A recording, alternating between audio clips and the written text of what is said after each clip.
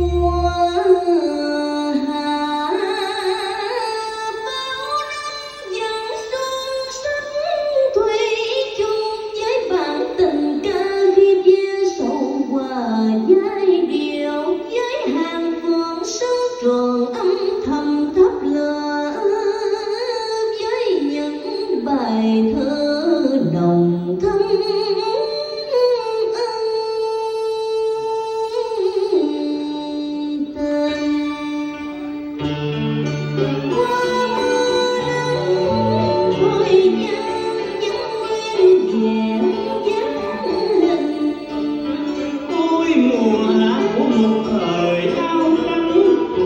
Đông vào trong đôi mắt